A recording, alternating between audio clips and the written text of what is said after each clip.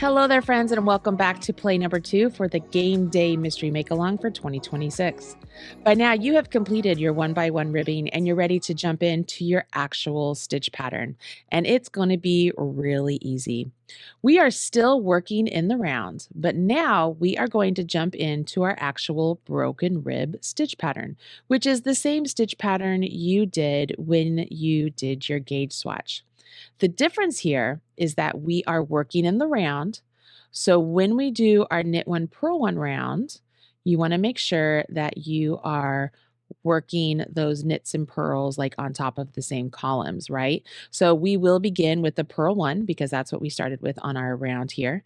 And then we will end with a knit one because we're working in the round. Okay, so this is really, really, really easy. You're going to work this broken rib pattern in the round for the distance written in the pattern. And then we will move on and do some fun little things here that are going to be like, what is happening? And then we get to carry on with the rest of the piece. So honestly, sit back, relax, enjoy this process. Let the rhythm speak to you and let you get some zen as you're knitting along and just enjoy the whole thing. Hopefully you're loving your yarn, you're loving the colors as they're coming out, and you are finding this very intriguing. When you come to the end of the round, you will go ahead and slip your marker, and this is where we will jump back into our ribbing pattern. So we'll begin with a purl one, and then go to a knit one, and then go to purl one, and then go to knit one, okay? So you're going to keep repeating that for the distance written in the pattern.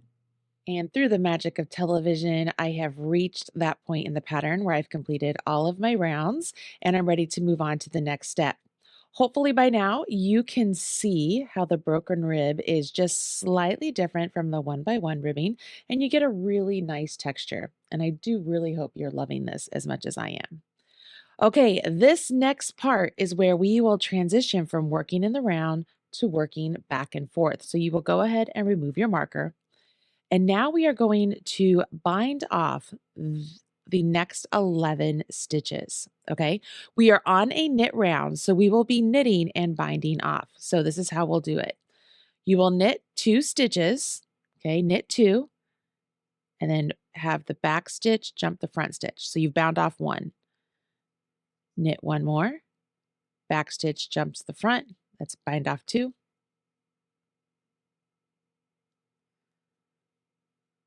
Bind off 3, 10, and 11. So we have bound off 11 stitches. What you will notice is on the outside of these bind offs, we have a knit stitch column and a knit stitch column. So the bind off area starts with the purl and it ends with the purl. And yes, you jump that last knit just because you have to bind off that last stitch, but we have those 11 stitches bound off. Now we're going to complete our full round and get back to the end of the round. And now we will begin turning our work. So we will be working a right side and a wrong side. Now, the beauty of working with the broken rib is that you will quickly know which row you are on. Because if you are looking at this side of your fabric, if you're looking at the side where you can see the knit columns and the purl bumps and such, you will know you are on a knit round. Anytime we're on this side of our work, we will be knitting. Anytime we're on that side of our work with all of our bumps, we will be working our knit one, purl one ribbing. And I know I keep calling it a knit one, purl one ribbing, and we're starting with the purl one or purl two or whatever it may be. It's just a habit because I'm just used to calling it knit one, purl one. So I hope you guys understand that. I'm going to get to the end of this row so that way I can show you the next row and we can talk through what we will be doing. We are to the end of the row. We are in rows now, and you can see that we have this nice opening right here. And now we will be working back and forth in rows. Now, something I want to point out before I turn my work is right now we have a knit column and a knit column, and then it goes purl, purl, so on and so forth, correct? Because I'm going to be doing some shaping on either side of this opening, this next round and the subsequent rounds for what we will be doing, you will notice that our first 2 stitches or our first 3 stitches, and the same over here, they're going to be slightly different than in the pattern we've been doing here. So you will be following along with the pattern as written. Now, I wanted to show you the fabric as it would look like with a long color changing yarn and a solid yarn, right? That's what we have here, a long color changing yarn and a solid yarn. But as I mentioned before, I actually designed this piece to be made with 2 long color changing yarns, specifically Roll With It Melange. And so I have that sample here as well. So I can show you on this one how we're going to move on to the next bit. But this might also be easier for you to see those columns. So I have my knit column and my knit column. And then right after that, right, those are the purl columns. What I want to do on this next round, when I turn my work, I don't want this first purl column to be a purl anymore. I'm going to turn it into a knit because as I'm working along these rows, my first 2 stitches of my piece, I want them to remain knits throughout. Okay, so I am explaining that so that you can understand why it is we're going to do what we're doing. All right. So at this point, I will turn my work. And yes, I'm still on my 16-inch needles. If you want to transfer to longer needles because it's easier for you and you have them, you absolutely can do that. It's totally up to you. But we are not working in the round at this point. Okay, we're going to be working back and forth. And then if you are looking at the pattern, you will see that we will start off with a purl 3. All right, so I'm going to start off with the purl 3. So I will purl the first one, purl my second one, and purl my third. Now I jump into knit 1, purl 1. Okay, so I will go knit 1, purl 1, knit 1, purl 1. Now I'm going to pause right here because I want to make sure that I am on track, and it's a little bit tricky to notice if you're on, like if you're on your knit column or on your purl column when you're on this side. I just pause for a second and I peek around. So I turn it and I look, I'm like, okay, there's my knit column. Did I accidentally put a purl in it?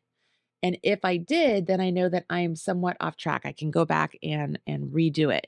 But what we are maintaining is we're maintaining this knit column, right? And we're maintaining this broken rib, the broken purls right there. Okay. I am right on track, so I'm good. So I just turn myself back. And if you're like, oh, I don't know where I ended, just look at what your stitch is right here. Look at it as you've turned it back. If you are looking at a purl bump, then you know your next stitch is a knit. All right. And that's just one of those little things that if you want to double check yourself before you get to the end of the row, that is something that I absolutely recommend. Just kind of flipping it over and just looking real quick and then bringing it back and paying attention. It is very, very, very easy to get off track on this row. So I'm going to stop talking and I'm just going to work my pattern stitches here. I encourage you to do the same. Until you get the hang of this, just know it's easy to get off track here and accidentally put like 2 knits in a row or 2 purls in a row. So you want to make sure you know how to tink. And if you are interested in adding a lifeline to your work, this is a good place to do that. But we're going to work this knit 1, purl 1 ribbing to the last 2 stitches, okay? To the last 2 stitches.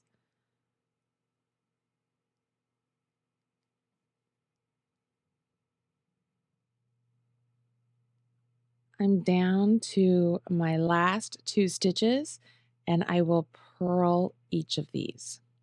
Okay, now I will turn my work. Okay, so this is going to hopefully better explain what we just did. So Previously in our stitch pattern here, this stitch right here would have been a purl, okay? But we're getting ready to do a slip knit. We're gonna decrease these two stitches together. And by turning that into a knit instead of a purl, we're gonna get a cleaner transition as we go from this up to here. Same thing over here. This second stitch in would have been a purl. And because we will be doing a knit two together on this side, it's going to be a cleaner transition. Okay. Now, here's what we're going to be doing. We will be doing a decrease round, and we're going to do several decrease rounds, and then that will be the end of play number 2. And you will notice a decrease round is every time you get back to the right side. So we do a decrease round on our knit round. Okay, makes sense. We do a decrease on our knit round, and they're all going to be done just like this. The difference here is that after your decrease round, you want to make sure you're paying attention to your wrong side round, because the way you begin your first few stitches here will be different. Okay, so we start off with our knit 1. Now I will SSK. So I slip as if to knit, slip as if to knit, take my left hand needle, put it into the front leg of both of those stitches, okay, and then knit them together. If you wanted to do a knit 2 together through the back leg, technically you could. I think this looks cleaner though. All right. See how we have that line? It starts to go like this. It looks really good. Okay. Once you've done that, you will knit all the way around to the last 3 stitches. And when we get over there, we will do a knit 2 together, and then we will end with a knit 1. It's really that easy. Okay. And that's the decrease we will do for the number of times written in the pattern. And then, like I said, whenever we're on the right or the wrong side, you definitely want to pay attention to what the written instructions say. That way you know how you are to begin your round and end your round to make sure that we're keeping these edge stitches the correct stitch that we want them to be, and then maintaining our stitch pattern for the body of the piece. Get down to the last 3 stitches, okay? We're going to do a knit 2 together. So we're going to take these 2 stitches here and make them into one. So we come over here, go into the second one first through the front leg, and then come back through the first one and literally knit them together. So 2 become 1, and then knit your last stitch. Okay, see that? All right, so here is where we would turn our work. I am on a round 4 or a row 4. So row 4 has me begin with a purl 2. So I purl 1 and purl 2. And then I jump into my knit 1, purl 1. So knit 1, purl 1, knit 1, purl 1. Here's usually where I will pause and just flip to take a quick look to make sure, yep, I have my knits on my columns. If you are able to look at your stitches over here and read them, you will notice that the column of stitches that has a purl every single row, that would be the knit column that's on this side. So as long as you're always purling that column, and then the column that looks like it has a purl every other row, when you're on this side, you'll be knitting that column, right? So this one here, you see the purl there, there's a knit, there's a purl, there's a knit, there's a purl. So over here, I'm on my knit, so this would be a knit.